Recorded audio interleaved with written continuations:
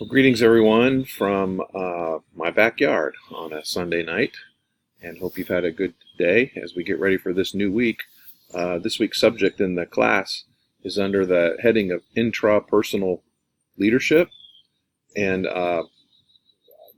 there's a distinction there, of course. I'm not saying interpersonal, which is the relationships that we have with one another, but intrapersonal, which suggests something about self-awareness and our own sense of identity and how that plays into our leadership in organizations, and particularly in our thinking in the life of congregations and faith communities and other communities. So what I especially mean to suggest with this is, being able to work with a clear sense of one's own sense of identity, knowing who we are called to be, even prior to what it is we're called to do, I think that's essential to a healthy vocation.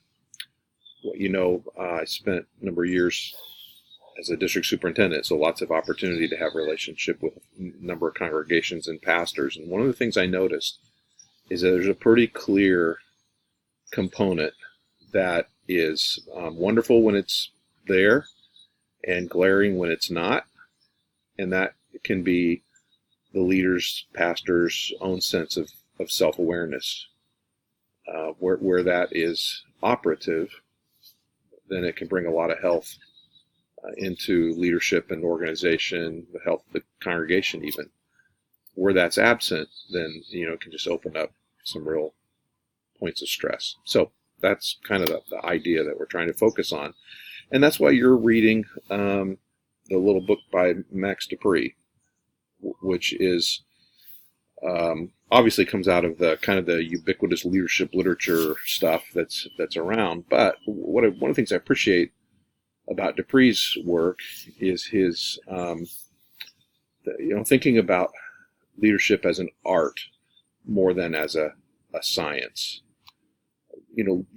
Leadership, I think, can get a bad rap these days, and sometimes rightly so, when it gets reduced to pragmatism, just how do we get something done, that sort of thing. But I think there's a way of thinking about leadership that can be oriented to gospel and becomes evident in cruciformity, in a talon basin kind of posture. And Dupree seems to be giving some space for that, some way of thinking about that, not only within theology and kind of Bible texts and that, but just even in terms of the more common language of leadership.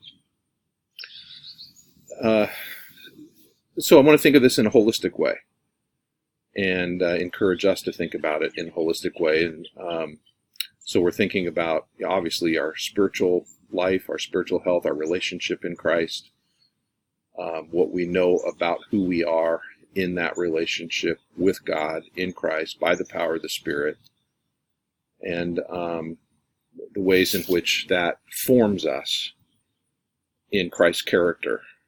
So that becomes a key component of this. Our physical, we're not Gnostic, right? That we do this in embodied ways, and so how we actually bear this in our bodies is a key component of strong church leadership, good leadership in the life of congregations and communities. We recognize we inhabit this treasure in jars of clay, so we have to attend to that. And so practices of health and rest, Sabbath, managing stress, nutrition, exercise, it's the simple kinds of things that have an impact on how we're able to offer ourselves in guiding the people of God.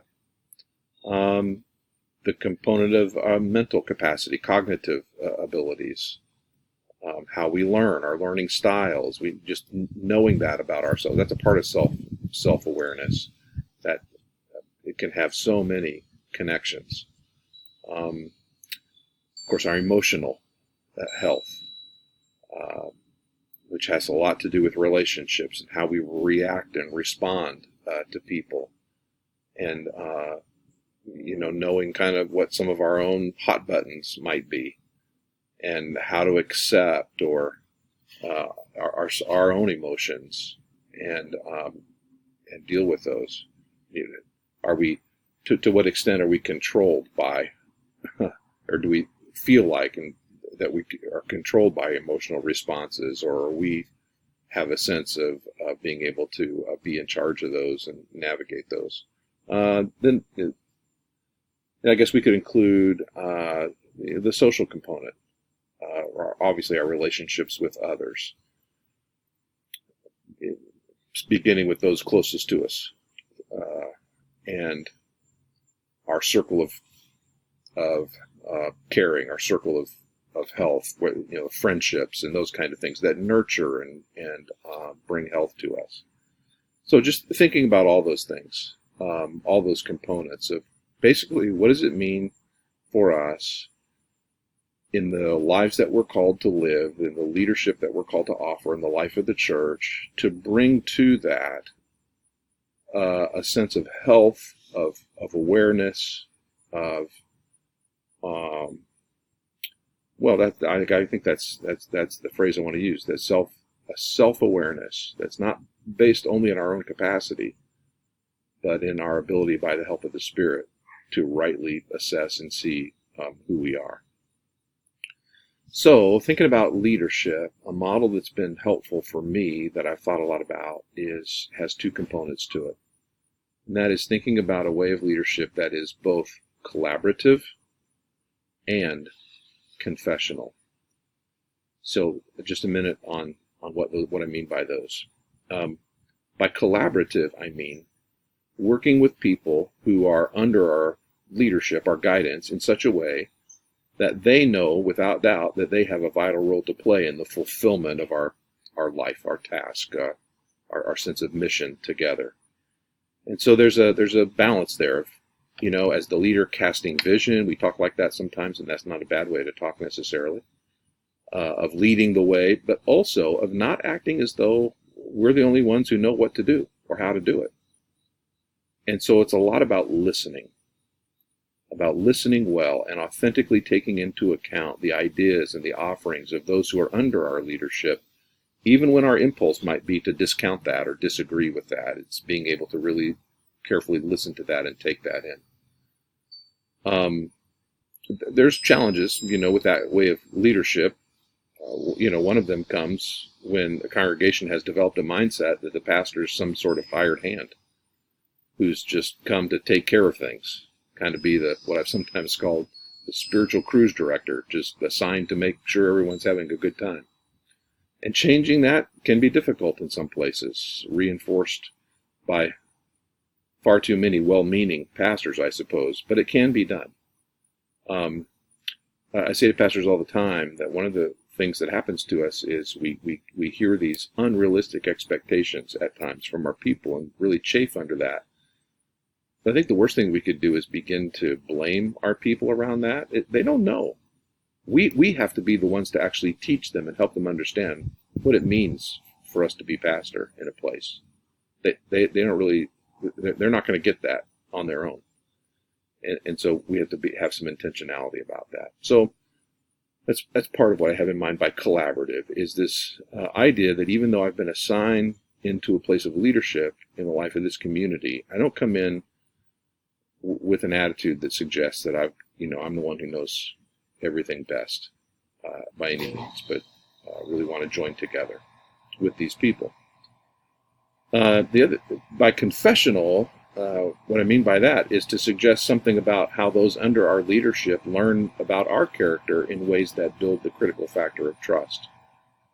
And that's closely connected to the idea of leading in a collaborative way, and it has to do with a sense of personal confidence that is not threatened by the success of others, especially those who are under our leadership, and actually celebrates and enjoys their victories. Confessional leadership is the willingness to allow people to see my weaknesses and shortcomings, as well as my strengths and skills, not in any manipulative way, but simply by living authentically as a member of the community of faith. And so this way of leading, it's all about an integrity that calls us to account for authentic agreement between our words and our deeds. It's an offered accountability that actually invites others to point out our contradictions so we can repent and learn. We're never beyond that.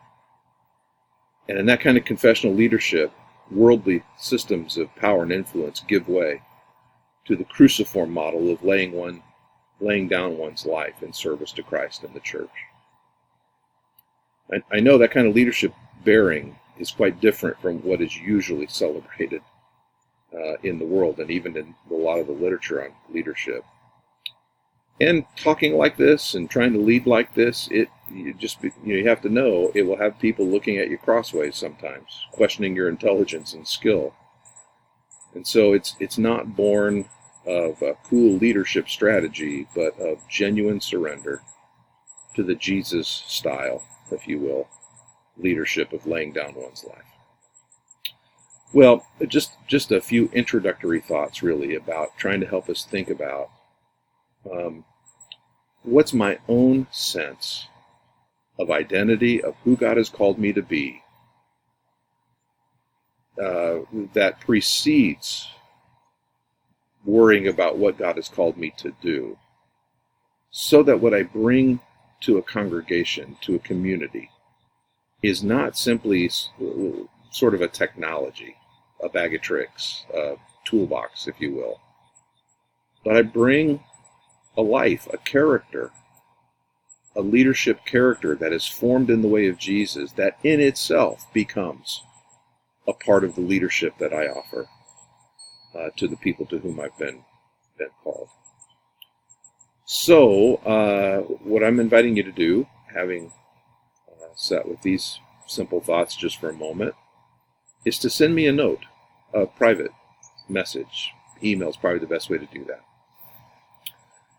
And just, I would invite you to respond to this very simple question. What do you think and how do you feel? I'm very intentionally using both of those. What do you think and how do you feel about your current holistic, emotional, spiritual, physical, your holistic capacity for vocational ministry? Just asking you to reflect around some self-awareness.